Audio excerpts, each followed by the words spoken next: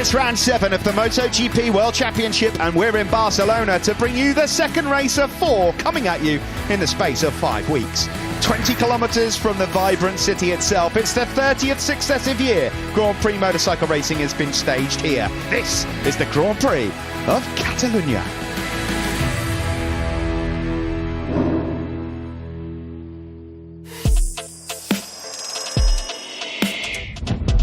Blurting out Sultans a Swing at the moment. It's just classic. Can we not just sing along to that? Here we are then, 4.6 kilometres long this circuit in Barcelona for the 30th successive time, but for the first time on the new layout at turn 10, which is why Fabio Quartararo's pole time from yesterday is an all-time lap record. A new race best lap record will be set in the race coming up. Overtaking hotspots, prime here, 2020 last year, race winner Quartararo pulled that one off into turn 1. We'll be seeing plenty of that in the next half an hour.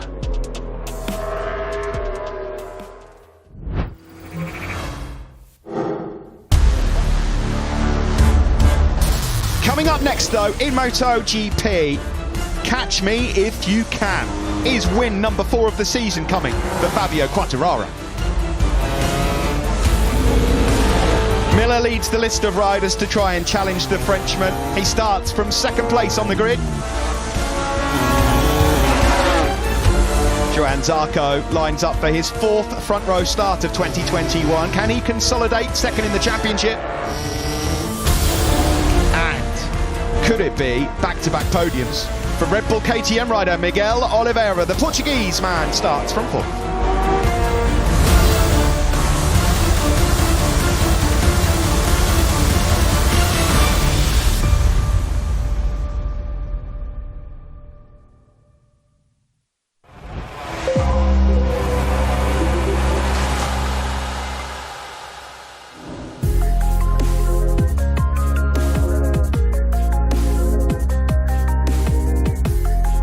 Welcome back then to the circuit of Barcelona, Catalunya. Fans in the grandstands, over 20,000 here with us today. It's been sunny Spain since we arrived, but then a few drops this morning before warm-up and a few clouds hovering around. But at the moment, it looks like we've got a dry race coming up in MotoGP, which is next up. Moto2 will be after Moto E, don't forget. It rounds up the day. Here are the fans just in front of us, actually, in the commentary boxes above the grandstand. Great to have them back. Lots of noise, lots of atmosphere, and lots of intrigue ahead of the MotoGP race coming up next. Got a bit of U2 playing now, with or without you. Here is, I feel like a radio DJ. Here is Fabio Quartararo entering the garage then. He is levitating at the moment in this World Championship. He is just drifting off. He's in such great form. 5 pole positions in a row, Matt, going for his 4th win of 7 races in 2021. A 24-point lead coming into this one.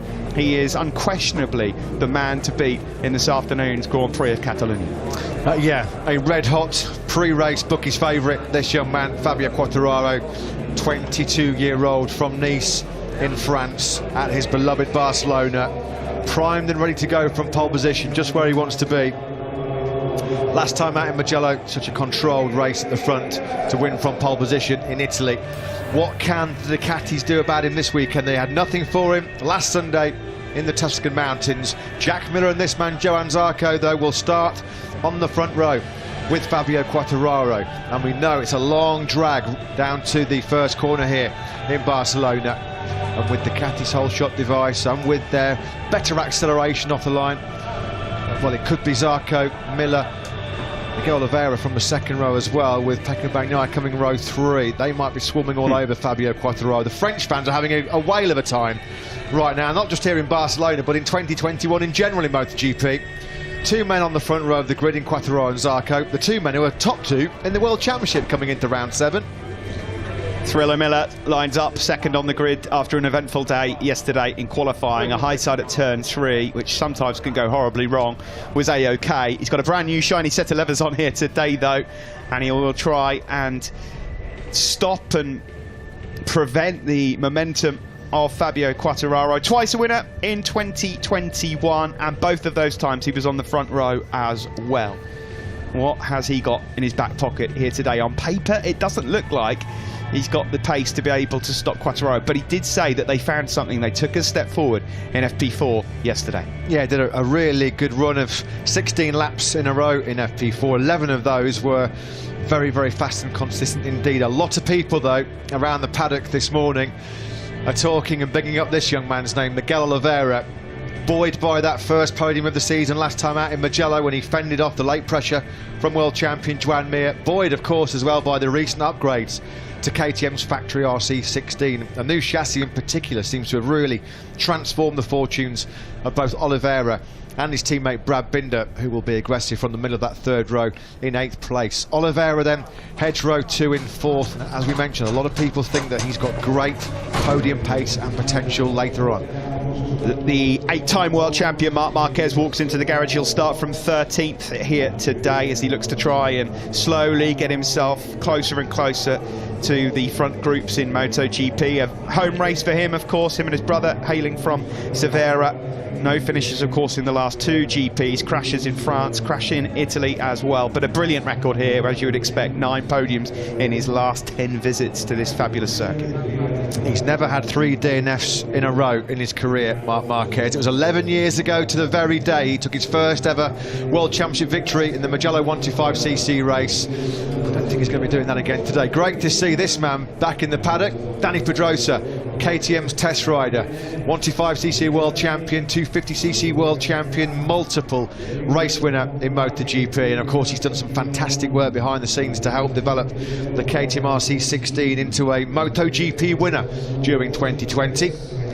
Big waves and smiles from Aleix Espargaro. Granollers, where the Espargaro brothers were born and raised, just literally a stone's throw away from this circuit. He used to be able to hear the racing going on from his own house and dreamt of one day being the rider that was on the circuit, and he is here today. Good season so far for Espargaro. 7th, 10th, 6th, 6th, 7th. Just the one blot in the copybook in France. He starts from 7th on the grid. This man was on pole position right here in Barcelona last September, and he's shown good race pace all weekend, particularly on that Michelin hard rear tyre choice, as always pivotal in MotoGP, but you get a sense that it's extra crucial here today with this low grip Barcelona surface and the excessive tyre wear. It's going to be vital. Morbidelli looks good on the hard rear tyre, and there's been some welcome boosts for the Rossi army gathered all around the world. Valentino Rossi's had his problems this year on the Petronas Yamaha SRT bike, particularly in braking and corner entry.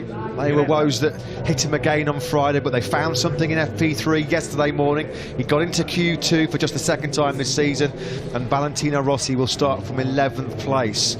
Probably his best chance of mounting a fight for the top 6 so far this season.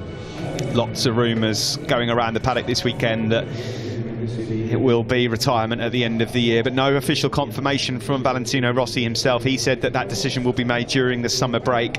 There's 3 races from now until then, including today. What can the number 46 do? 10 times a Grand Prix race winner around the Circuit de Barcelona, Catalunya, his most recent, of course, on the Yamaha in 2016. Yeah, that 10th in Mugello last weekend, can you believe it? A 10th, his best in 12 races since a 4th place in Misano too. Seems like an awful long time ago now, doesn't it? Great to see Jorge Martin back, of course, from injury after that huge crash in Portimao. 4 races he missed, 6 weeks he was trying to recover after breaking 8 bones in his body.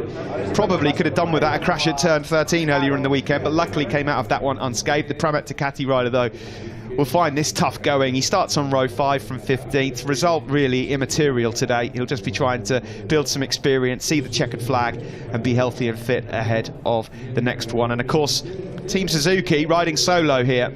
Earlier on the weekend, Alex Rins there, a crash on his bicycle on circuit. He broke his right arm. That has been operated on. He says he'll be back for Germany. But it's number 36, the world champion Joan Mir, who will be riding solo today, and once again, unfortunately for him, from the 4th row of the grid. There is Alex, that's nice to see, just waving to the fans there. Yeah, that's a nice sight from Alex Rins, of course. Not the wave to the fans that he would have wanted. that fractured radius bone, keeping him out of action here today on a circuit where Suzuki would have had big hopes and big expectations coming here. Cast your minds back to last September. Rins and Mir on the podium. It was Suzuki's first double podium since Misano 2007.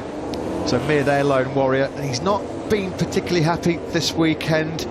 Dramatic end to this morning's 20-minute warm-up session for this man, Maverick Vinales, who was second, looking really strong, and then kind of just took his eye off the ball late on, slowed down on his last couple of laps, and then lost the front, cool left-hand side of that Michelin front tyre, and a big crash with Maverick Vinales. He came back to the garage very sheepish and apologetic. He knows that was a rather unnecessary rebuild for his mechanics, but Maverick Vinales goes from the second row in 6th. What tyres do they all opt for as well? It's a lot of head scratching going on, even up to this morning's warm-up session, as to who would go for what race tyre. All three at the start of the weekend we thought it might be soft and mediums.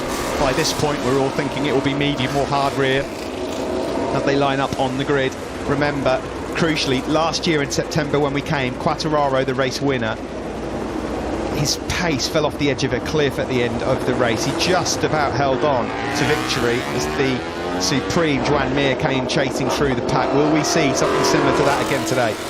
Definitely spotted a big yellow band around Taka Nakagami's Michelin front tyre there. But it's not just a rear tyre where we expect to drop off as well. A couple of riders, in particular Jack Miller, expressing concerns about tyre wear on the front, particularly through the fast right. You think of turn 3, turn 4, and then that real fast right-hander turn 9 to set yourself up on the brakes for turn 10, one of the favourite overtaking places here, and then you stretch the right-hand side of the tyre as well through turns 12, 13 and 14.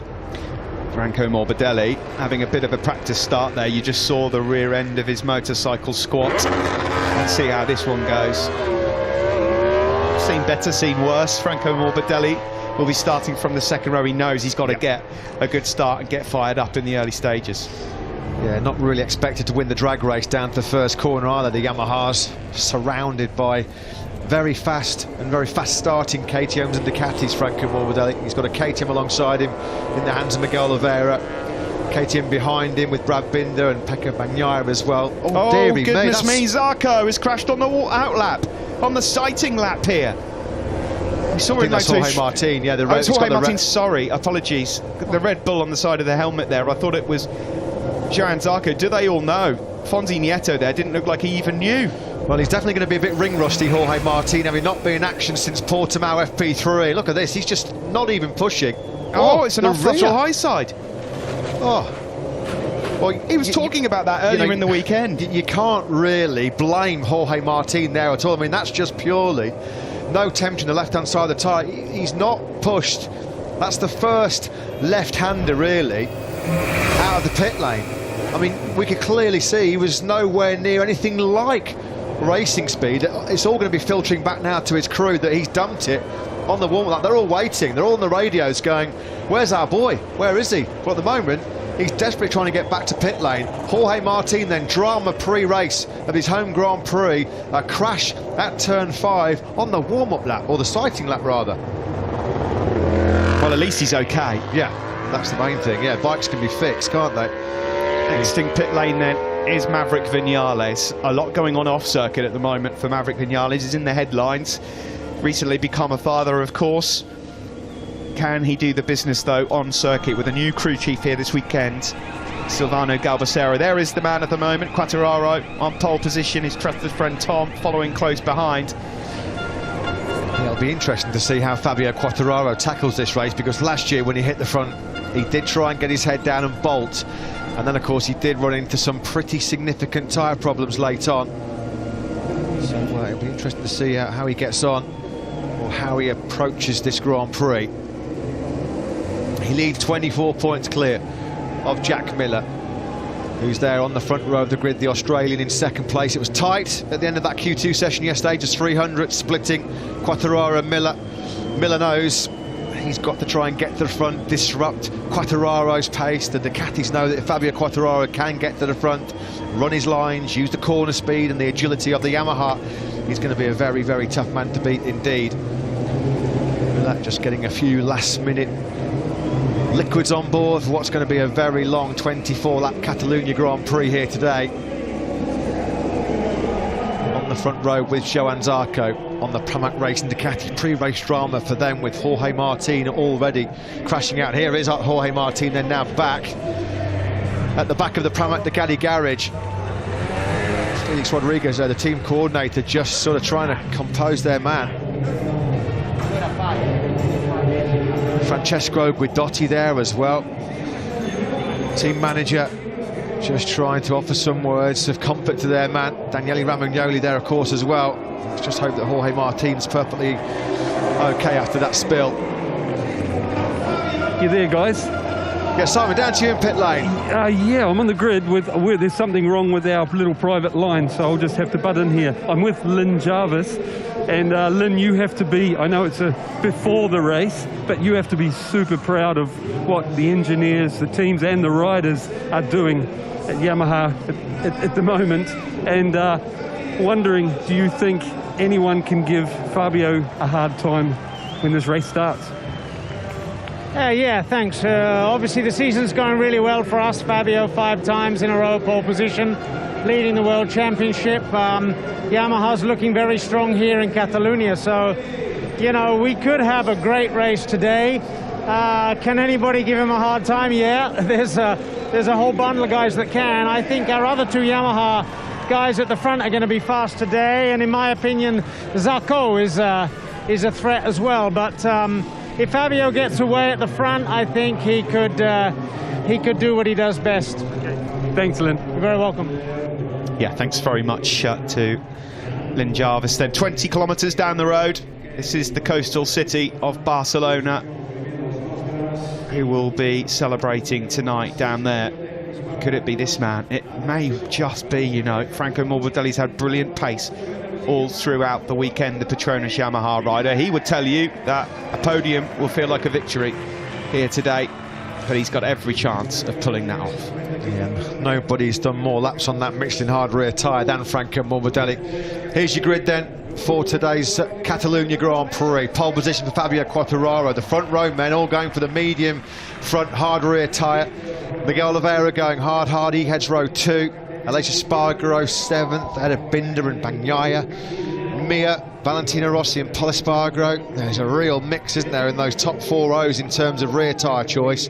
Marquez is going medium as he launches that Repsol Honda from row 5. Nakagami and Martin is crashed on the sighting lap. Lecuona, Bastianini and Petrucci are on row 6. And on the back row, Luca Marini, Alex Marquez and Lorenzo Savadori. They've all gone for the same tyre choice as well. Medium front, medium rear for that trio. This is the new turn 10 and 11. You can see the old one there, the new one much more flowing. Let's pop down onto the grids. As we mentioned already, Suzuki flying solo here today. What can Joan Mir do from the 4th row, 10th on the grid? Can he come through to fight for 1st or 2nd again? Shinichi Sahara is standing by with Simon Crafar. He is. We were just talking about it, actually. Sahara-san, it seems like to me that there is a very good chance of Joan Mir making it through to the podium today, especially when we consider the possible tyre drops and how well he always comes through. But it seems like it's getting harder and harder as everybody improves. It seems harder and harder to do this. What are your feelings? Yeah, biggest problem for us is a great position. Okay, Joan will be able to catch the front guys during the race, but yeah, I wish we have better grid position, to be honest. But this time I realized how having 2 riders in the box is important for us to judge the things good or bad between 2 riders. But okay, we know we have a good package for the race, and I believe we can fight for the podium today. Best of luck, Sahara-san. Thank you. Yeah, best of luck to Shinichi Sahara and to Joan Mir. Joan Mir will be hoping that the Ducati guys can really beat Quartararo up early on, stay out front a while, make life difficult, and perhaps a few overtakes will invite him into the party. That's his best chance of fighting for a podium. We know that he'll come on strong in the latter stages. Jack Miller gets the fist pump and the last-minute words of encouragement from one of his crew. It looks like when they came to the grid, or certainly the tyre sheet handed over to Michelin at pre-race, the front row men are all going the same. The medium front, hard rear tyre. That's, of course, Quartararo, Miller and Zarco. Here's Aleix Espargaro then on the Aprilia Racing Team Gresini RSGP. He heads the third row of the grid. 7th place for him. Aprilia have never had a top 6 finish here in Barcelona. A best of 8th from Alvaro Bautista back here in 2016. Probably their best chance that they've had for quite some time.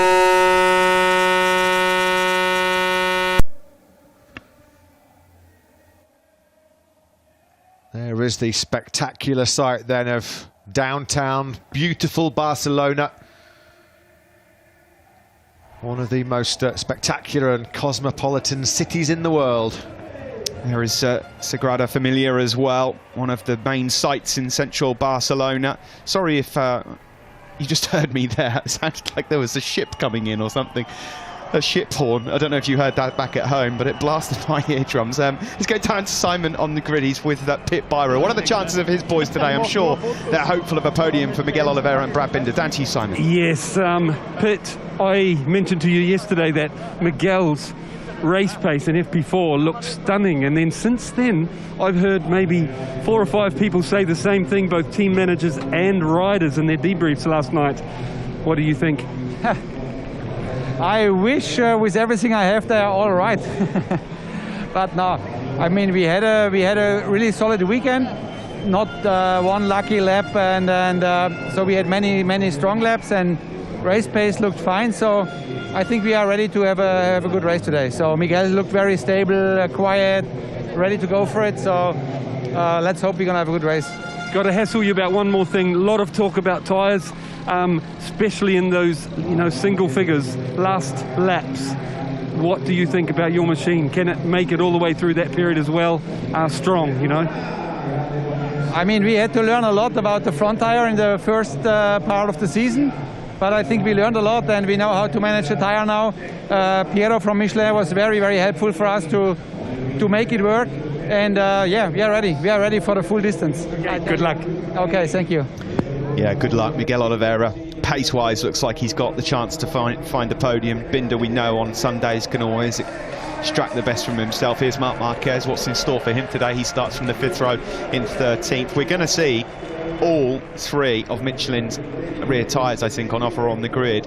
News coming to us now from Michelin that Alex Marquez may well be going for the soft rear tyre. That will be probably just down to some confidence more than anything. Really struggling at the moment is Alex. He's going to be starting from 20th on the grid. There is Maverick Vinales then. Excellent pace for him, looking for his first podium since the opening night of the season when he was in P1. He comes into this one in 6th in the championship, 41 points behind his teammate. Well, we mentioned Ducati's chances. They've got a man on the front row in Jack Miller, Pecco Bagnaia in 9th. What can they do today? Paolo Ciabatti is with Simon on the grid. Yeah, I'm dying to hear what Paolo's got to say as well. Paolo, looking at Jack's pace, FP4, one of the best FP4s I've seen from him. And then he's also fast one lap wise. Pecco looked not as successful through qualifying in that, but he sounded quietly confident last night in his debrief. And Johan Zarco this year has been so consistent, I wouldn't be surprised if he's there as well. What are your thoughts? Well, you can imagine we hope to be there in front, and obviously not to let Fabio run away, because for sure he has been the most consistent, well, all the season actually, and here makes no exception. So Fabio is really fast and confident on his Yamaha. So I think if we can get a good start and stay with him in the first laps, then we'll see how the race develops. Obviously, everybody's concerned about what the tires will be like in the second and the last part of the race. I think it's going to be an interesting race, and we hope we can be there because we need, obviously, to gain some point on Fabio. Paolo, I know it's both machines and riders that it depends on to get that tyre to the end of the race well. So that, various riders in your team use them differently, but your machine in general, do you think it's easy enough on the tyre to be in the fight at the end? Well, again, I hope so. It will depend very much on how the first part of a race develops. If a rider can ride not too aggressively then obviously he will be in better condition at the end of the race. It will depend very much from the race dynamics, and we'll see how it happens, what's happening. Paolo, thank you and best of luck. You're welcome. Yeah, interesting, isn't it? The tactics in place. Nobody really knows what's in store for the latter stages of the race. This man, though, has showed no signs in 2021 of fading when he's been in those positions, but this is a slightly unique circuit in that fact. We just saw a moment ago, while we were hearing from Simon, by the way, Jorge Martin's machine. His crashed bike has just made it back into the garage, but because pit lane was closed by the time he got back into the garages, he has to go out on his spare bike and exit pit lane on the warm-up lap. He will then go to the back of the grid, but he will start the Grand Prix of Catalonia. Alex Marquez's home Grand Prix has been a bit of a chastening experience so far, sadly for him. He's on the back row of the grid yet again, just like he was in Mugello 7 days ago. And a little bit like some of the other Honda riders, he's having real issues getting that Michelin rear tyre hooked up. Getting the power to the ground has been a problem for the RC213V of late, and particularly here this weekend. What can Alex Marquez do? A former Moto2 winner here, of course, back in 2019. He's had a couple of wins here as well in Moto3, so it's a track he loves, and it's a surprise, or perhaps an indication and indicative of the HRC struggles right now, to see a rider like Alex Marquez, who does normally traditionally go so well in Barcelona, struggling so far back in the pack. Big smiles on the face there of Jack Miller. We know that Ducati have had their days in the sun here in Barcelona of late as well. They are the top two in the championship, you can see on screen. Now, what about Repsol Honda Fortunes? It's been a struggle for them this weekend so far. Marc Marquez and Pol Espargaro. Alberto Pucci's on the grid with Simon. Down to you. Yes, Alberto, it's been a tough weekend so far, trying to get that one lap pace in qualifying, etc. But it's not about their one lap pace now, about getting that tyre to the end of the race. What do you think your guys can do? Well, it's difficult to say because front tire is a little bit tricky. So we will see. It's difficult to say, frankly speaking. I mean, the temperature is on the limit, and we have to see if a hard front tire can go without too much risk. So this is the key point. If it's okay, for sure it will be better for the final long distance. But at this moment, difficult to say. Thank you, Alberto. Best of luck. Thanks.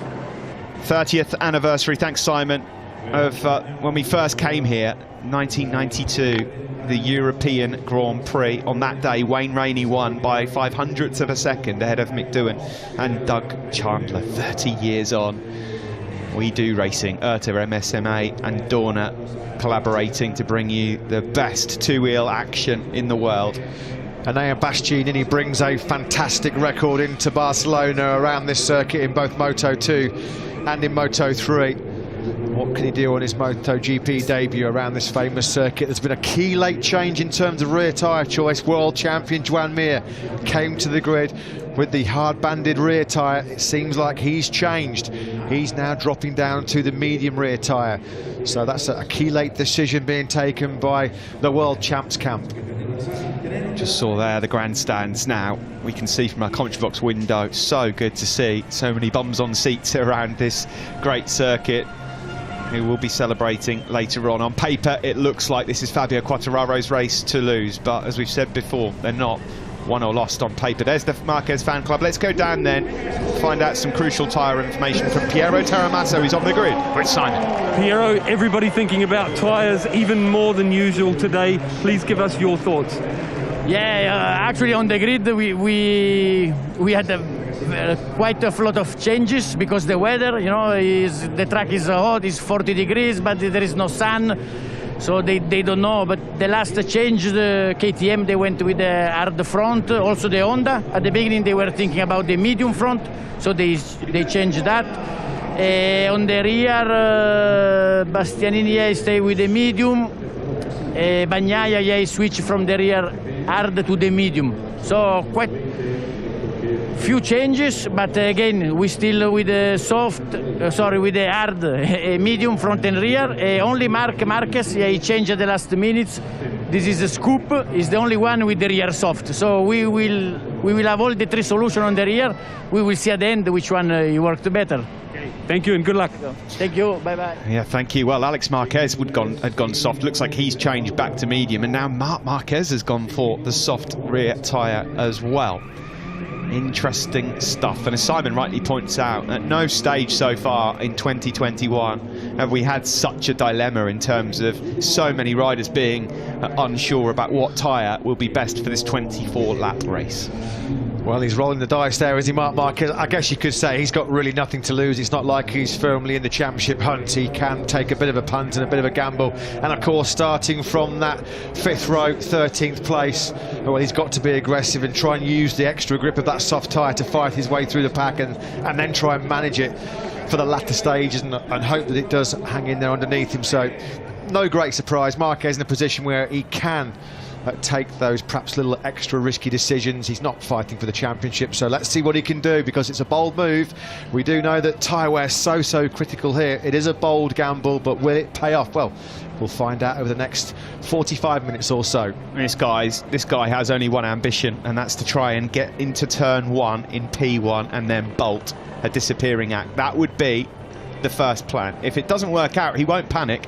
He hasn't done so far this year. He's got the capabilities of overtaking. We know how fast those Ducatis are in a straight line, and Jack Miller and Johann Zarco will be doing all they can to be a nuisance to Fabio Quartararo. We're going to find out exactly how this one unfolds very quickly. This is your front row then, and all of the guys on the front row with the same tyre combination there, or it's just changed. Zarco it is that is third on the grid then, the Pramac Ducati rider, second in the World Championship. Jack Miller looking for win number 3 of the season. Can he bounce back after the 6th in Mugello? On the front row though, and